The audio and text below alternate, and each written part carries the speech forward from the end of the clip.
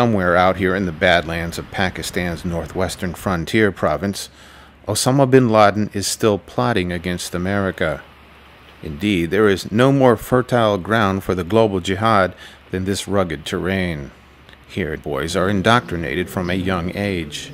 U.S. forces in neighboring Afghanistan remain a magnet for these young jihadists. The president himself has marked South Asia as the central battleground for the United States. Thank you. We see the potential duration of this struggle in al-Qaeda's gross distortions of Islam, their disrespect for human life, and their attempt to prey upon fear and hatred and prejudice. So the threat will not go away soon.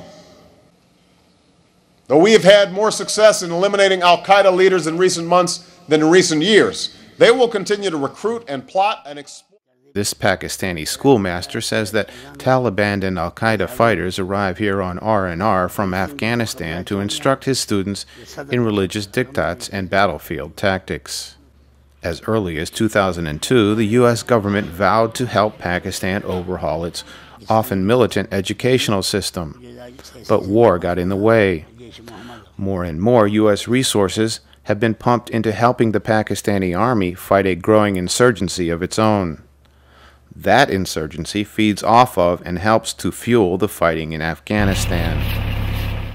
In the country's northernmost province, Chitral, believed to be an al-Qaeda hideout, tribal leaders complain about the growing influence of radical religious schools. Within 2 years, they're brainwashed, they're trained, their personality is totally different. The same way it goes to the madrasas.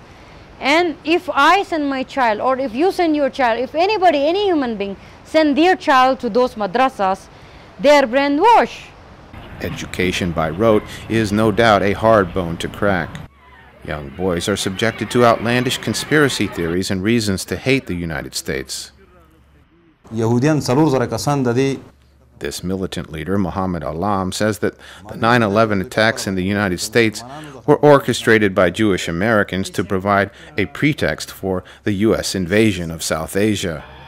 This shop sells DVDs of jihadis fighting wars against so-called infidels everywhere from Iraq to Chechnya to the West Bank. Across the border, Afghan Taliban leaders have taken a page out of al-Qaeda's propaganda playbook. Afghan governor and terrorism analyst Lutfullah Mashal also covered the war with me in Afghanistan as a reporter. 3 years ago, Taliban were waging a jihad or a resistance against international forces or the government just for Afghanistan cause. They wanted their own government to be installed back. But now, with that close links with al-Qaeda, with that exchanges with Iraqi fighters, and with that support from Iran and Pakistani radical circles, now even Afghan Taliban have started to become global jihadists and global mujahideen, not only the mujahideen who fight in Afghanistan. Longtime New York Times Afghanistan correspondent Carlotta Gall says that Taliban spokesmen are quick to reach out to journalists. They're not available, their phone's switched off, they often come back. They always get their message out and they'll do the rounds. They won't just call the favored few. Once they know a journalist's number, they'll call him. British writer Rory Stewart walked across most of Afghanistan on foot after the U.S.-led invasion. Based upon his experience, he authored the book Places in Between. He now leads the Turquoise Mountain Development Organization in Kabul. Stewart points out that the Taliban's propaganda is focused on highlighting the idea that Western powers want to destroy local culture and permanently occupy Afghanistan. They're learning from the success of al-Qaeda.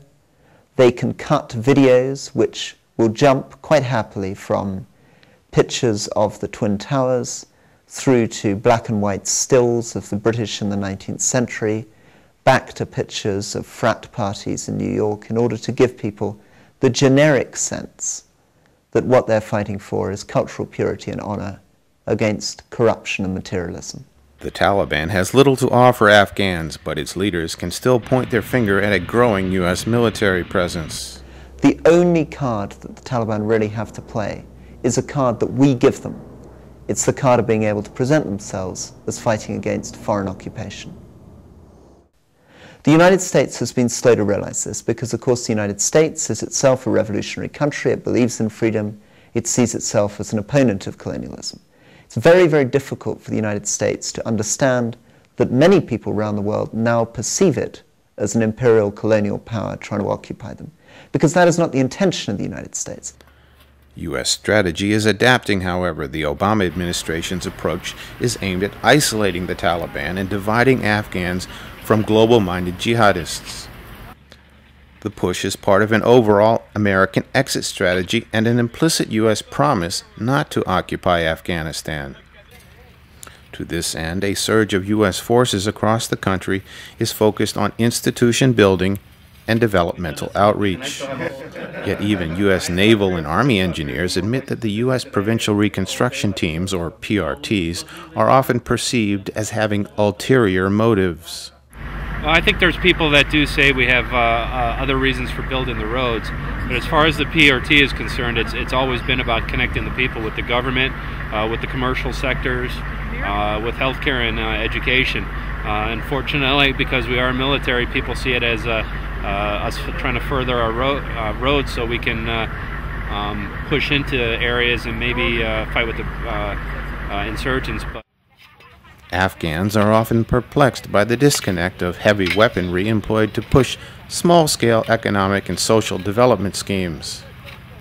For the construction of a new girls' school here in Malil, and they want to also pay for the completion of the boys' school. So I'd like him to guide us to the location of the boys' school, and then he could talk to us about where the girls' school should be constructed.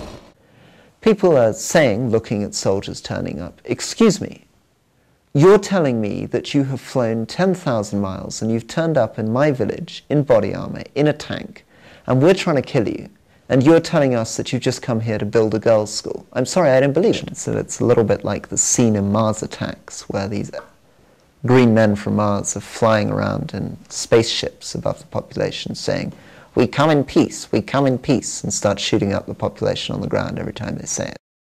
In Afghanistan, it is still unclear if the U.S. can successfully stand up a credible government without being perceived itself as engaged in a regional power play. Indeed, projecting so-called soft power while using adequate military might can be a frustrating and self-defeating proposition. In my travels across the Islamic realm, I discovered again and again that perceptions matter a great deal. Allies and brothers can often be falsely perceived as enemies. President Obama has pledged to fight against terrorism, but also for the rights of the oppressed. Yet Muslims still often see America as an oppressor and as an occupier. But as I also discovered, trouble in one part of the Islamic realm bears upon American peace efforts across the board.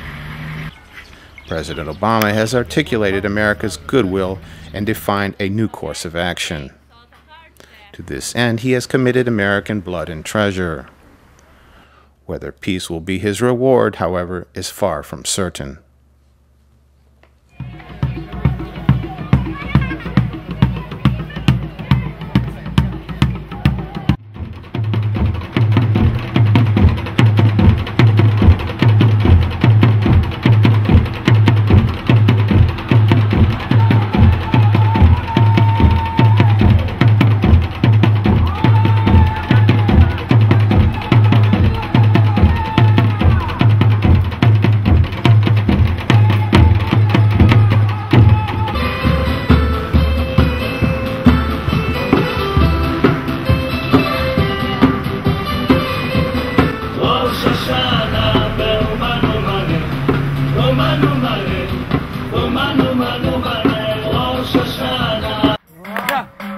Come on and look at that guy. Hey!